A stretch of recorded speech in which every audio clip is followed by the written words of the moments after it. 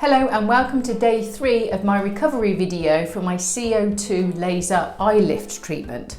So in the last video that was day 1, so I did that literally 24 hours since the treatment. Yesterday was Sunday, so I didn't do a video yesterday, but look today at day 3, I was red before, nothing. Now all I've just got is this dry skin that's left over. So in this video, I'm going to share with you what I've been thinking, feeling and doing at day 3 of the recovery of this CO2 laser eye lift treatment. So what have I been thinking, or what am I thinking at the moment? Now, as you know, doing this recovery video, blog, vlog, whatever we like to call it, as a therapist, but also as a client.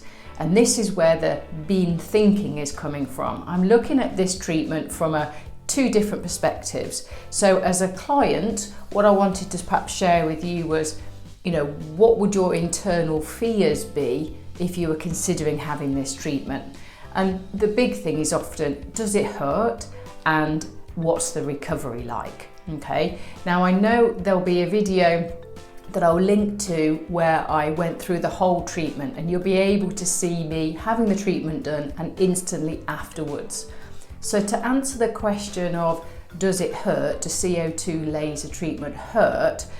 It's a tough one. Yes, it hurts. Is it extremely painful? No. And I'm saying that as a client, not as a therapist. I felt it, put it that way. And with this treatment, compared to my other one, again, I'll just link to that full treatment down here for you. In that treatment, I had the whole face done. And what my laser therapist explained to me was the first treatment was sort of the energy went round like that. And on the treatment I had 3 days ago, on the eye lift treatment, she calls it poles. So we went down a bit deeper. So there was a bit more energy in this delicate area. So the internal fears about the recovery I had, even though I'd already had the treatment a couple of weeks ago. So I sort of knew what to expect. But this time I knew we were just going to go a little bit deeper. So I still had an element of apprehension. And as you can see in that video, they were very red when I first started. I thought, oh God, this is going to be, this is going to be quite serious. But genuinely, the swelling went down and the puffiness went down pretty much after I did that video on the day 1. Yesterday I was out and about functioning as complete normal. So what am I thinking about this treatment as part of a normal skin rejuvenation treatment protocol? I'm thinking, yeah, the downtime isn't that bad at all. Literally Friday evening, I wouldn't have gone out, but Saturday and Sunday is absolutely fine. The big difference with this particular treatment, this CO2 eye lift treatment, is that this is fractional. I'm not talking about ablative CO2 laser treatment. So I'm sure I've done a video on a playlist somewhere or on my channel where I explain the differences. So to be clear, this treatment that I had 3 days ago was a CO2 fractional laser treatment. And we went deep with the poles, like this rather than like this. Very technical explanation. But it's the same theory with the CO2, but there is skin that's left that is untouched, and fractional, obviously as it sounds, it fractionally puts the energy into the skin. So hence my downtime has been 24 hours, and I would say my recovery period is pretty much done. So from a client point of view, I'm pretty happy. I'm thinking, yeah, it wasn't that bad. I'm looking forward to starting to feel the results. From a therapist point of view, I'm getting really excited. I'm thinking, yes, this treatment definitely adds to part of my overall skin rejuvenation package. It's the same as HIFU, it's the same as microneedling, it's the same as microneedling with radio frequency. Their outcomes are to stimulate collagen. Their desire is to improve skin cell turnover, to give your skin health and rejuvenation. Which one is best? They're not. They all have their place. And I'm very happy to say I'm very comfortable to add in this CO2 laser treatment as part of that treatment skin protocol. Yes, there are times, and I'm sure there'll be other videos that explain this, when CO2 laser isn't appropriate. It tends to be on types of skin.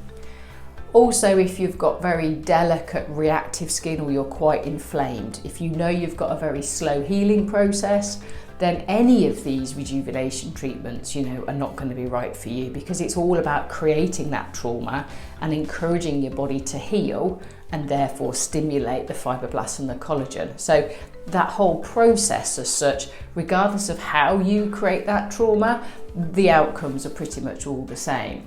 So in summary, what am I thinking about the CO2 laser eye lift treatment? Gotta get it all in. I like it. I'm happy with it. It's a little bit of downtime. It's not too painful. It's a good treatment. We've got to wait for the results. So what we're going to do is I'll probably do another video on day 7 and then do another one sort of in a couple of weeks' time, so we can see the journey as my eyes change. Because also part of the thinking, it's looking at, well, why would you do this, Jen, in your eye area? And one of the main things is I don't do Botox and fillers. Everything has to be, for me, about natural skin rejuvenation. And I know my eyes, I think Florina, my laser specialist, she called me expressive, which I thought was quite a polite way of saying quite wrinkly. I'm not bothered, but you know, it is an area that is starting to just sort of sag a little bit. So that's why I think this treatment is good, because it targets this area, whereas things like my HIFU treatment, you can't get in here, yeah? And the same with the part of the laser treatment is very good for the lid. You know, with microneedling, you can't needle directly onto the lid. You have to sort of go around it as best you can. So this treatment sort of adds to part of the puzzle. It's another jigsaw piece that allows me to go a little bit more, I was going to say invasive, that's not the word, a bit more intense in this area, yeah? Compared to perhaps where I recommend a HIFU treatments, I tend to use those for lifting around here. I have used HIFU around my eyes, don't get me wrong, but you can't get into this crepey skin with HIFU. It's irrelevant, but the CO2 laser can. And again, you'll see in the video that I've done of me actually having the treatment, how close she gets into this area. Genius, that's really good. So feeling, you can tell probably by my voice, I'm excited. This is quite good. It's, you know, I love not a new treatment, but I love things that have got their own identity but sort of form part of the overall skin rejuvenation process. That's quite exciting. Feeling wise on the skin, it's got this sort of sandpaper effect. I'll do a close-up that you can see, where you can still see where the laser has gone into the skin, so you'll see that sort of fractional effect. So what's happened is, again, as I mentioned in the day 1 recovery, I've hardly touched my skin. I've just let it do its own thing, which I feel is the right thing to do. So it's dried up now. This top layer of skin now is dead. So we're just going to let nature take its course and let the skin cell turnover, you know, do its thing, and let the fresh skin underneath, you know, remove this dead skin away. So to touch it, it feels horrible. Interesting, yesterday I put some mascara on because I was going out, as you do, and actually it was a big mistake, because the mascara ran, as it often does, and then it kind of got stuck in all the dry skin around my eyes. I thought that didn't really work. But so feeling dry and like sandpaper. So that's probably the best way, but not itchy, not tight, not anything really. And I'm seeing that as a positive, not as a negative. That to me, yeah, it just looks just normal. It's only when I look closely into the mirror that you can just say it looks different. So then the final part of this little day 3 recovery is, what am I doing? So I went to yoga this morning. I've been and had an oxygen tank treatment. So again, I'm sure there'll be mentions of that somewhere else on the channel. So yeah, looking at the recovery part of my journey. I haven't had a sauna or anything like that because it's not recommended within the first couple of days, and I get that, I understand that. But what have I been doing to my skin? Well, this is now where I've started to put stuff on it because it's gone dry, and the chances of infection, I think, are completely zero. So one of the things I do, as you know I love, is Biological Reishi's Lay EV. So, you know, I just rub the cleansing milk into it. It's like a nice cream, as such is probably the best way. So this isn't normal protocol, this is my little recovery protocol that I have made up. If you wish to follow me, that's absolutely fantastic, but don't tell me off if you don't think it's right. I do, I quite like it. So for me, this is clean skin-ish, you know, just as skin. It is the afternoon. So I'm just rubbing that in. You can see that. But I'm not gonna take anything away. Okay, I'm just gonna leave it in, soak it in, hydrate. Then I've got my Lotion P50. This is Lotion P50W, I think, that I've got in my little spray here.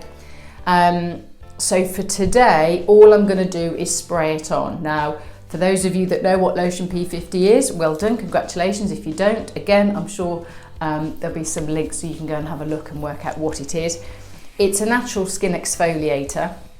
If I had open skin, rawness, redness, I would not be using Lotion P50. I'm only using this because my skin has moved through that cycle of inflammation and now we are left with dead skin on the surface. So all I'm trying to do is encourage that skin cell turnover so this sandpaper effect starts to disappear. At this particular stage, no rubbing, no dabbing. All I'm going to do is spray this on like so, and literally don't open your eyes midway through. That's it. I mean, knowing me, I'll have to touch my face in a minute, but I'm just going to leave it. Just leave it like that. And that, I can, you know, it starts to tingle a little bit, but it's not sore. The milk earlier, that would have changed the pH, and then this is just gently dropping it back down again. Nothing too horrific. So it's just starting to tingle. I shall zoom in, so if you can see if it's got a little bit red. It may have done. And that's it, just going to leave that. Now, to hydrate the skin, because I've sort of cleaned it, dropped the pH a little bit, I use Fillmed's hyaluronic acid serum. It's very simple, it's just hyaluronic acid and it's got vitamin B5 in. So B5 to me is a metabolic type vitamin, okay? In the body, it's all about your methylation and it's about converting things to energy. In serums and creams, my brain works the same way. It's going to metabolize out those dead skin cells and bring through the new. So it's rejuvenating. That's the way my brain works. So just a bit of this serum. Again, I'm just going to dab it around the eyes. Now, I'm not a fan that when you've got dead skin, I may have said it after my microneedling treatments as well, you know, don't put your best stuff on when your skin's dead. Wait for that to disappear and start sort of adding the nutrients to the skin underneath. But with having this treatment, it just feels like the right thing to do, to just, as I say, put a little bit of hyaluronic acid in and just give it a little bit of the nutrients with the B5. That's it. And to be fair, that would be it. I wouldn't do anything else. I did this morning and I'm doing it again this afternoon. So that would be my encouragement, twice a day. I've got some samples that I get when you purchase off Embassy of Beauty in the UK, and this is a creme Splendid. I love this stuff, it's really nice. I've got a tingle now. Let's see if it's come through on the camera.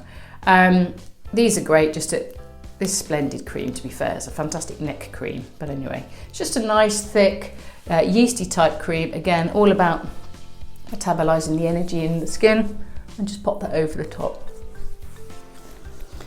And that's it. I'm not going outside, so I'm not going to put any SPF on. I did go out, as I say earlier, for yoga, so that's why I did my skin this morning, and I did put SPF on. And that's it. That's all I'm doing to my skin. No scratching, no scraping, no rubbing, nothing. I'm just feeding it, just giving it the nutrients. So it will just do its thing naturally. Yeah, there's no need to sort of pick at it or any form of flaking happening at the moment. When that does happen, I'm sure I'll let you know. But at the day 3 phase, it's just that sort of dried up sandpaper effect around the eyes. And hopefully, if I can demonstrate via the video, I look all right. Usual weird of bits and bobs. People are used to me having a red face and things going on. But in general, it's not until you look closely that you can see. I'd happily go to work. I mean, I'm going to clinic tomorrow, you know, but again, most of my clients are pretty much used to seeing me doing things to my skin. But yeah, so day 3 recovery of the eye lift, CO2 eye lift treatment really positive, very happy. And I shall look forward to showing you the sort of before and after photos so that we can see if there's any or when the collagen rejuvenation kicks in. Okay, see you next time, bye.